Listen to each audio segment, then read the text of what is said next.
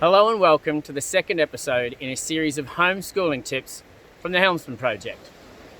Our for-purpose organisation has been working with young people for nearly 7 years, supporting them to broaden their perspectives, overcome setbacks and realise their potential. We understand many parents are juggling a whole new life at the moment with their kids at home requiring daily educational support, and so we want to share some of our knowledge with you in the hope that we might provide some practical tips on how to navigate this new normal. My name is Matt Robinson. I'm the head coach at the Helmsman Project, and I have 20 years experience in the fields of both education and psychology. Today, I want to share some of that experience with you and cover 3 more general principles that can set you and your child up for success. Principle number 1, keep your expectations realistic. I covered this in the first episode, however, I think it's important to review this again, especially if this is the first of these videos that you've seen. If you've seen episode 1, feel free to skip ahead.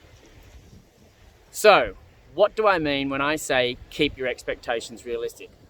All this talk of homeschooling makes it sound like we've just smoothly transferred the schooling experience to the home. This is unrealistic and unfair to both parents, students, and educators. You are providing support where you can to your child while teachers are undertaking the Herculean task of reinventing their profession in just a matter of weeks, so that they can provide educational experiences remotely. There is no precedent for this. Everybody is doing what they can with the time that they have and the resources they have available to them. This is going to vary from school to school, suburb to suburb, and family to family. If your circumstances allow you to commit large blocks of time to your kids through the day, that's great. However, if work is still keeping you busy, don't harshly judge yourself or others. This brings me to principle number 2, structure. In the last video, I covered the importance of managing your child's attention span and using mornings to cover the more cognitively demanding educational topics. Once you've identified the best work times for your kids that also allow you to get the things done that you need to do, maintain that routine. Younger kids are going to need you to set up a routine for them. However, older kids may benefit from being able to set their own schedule.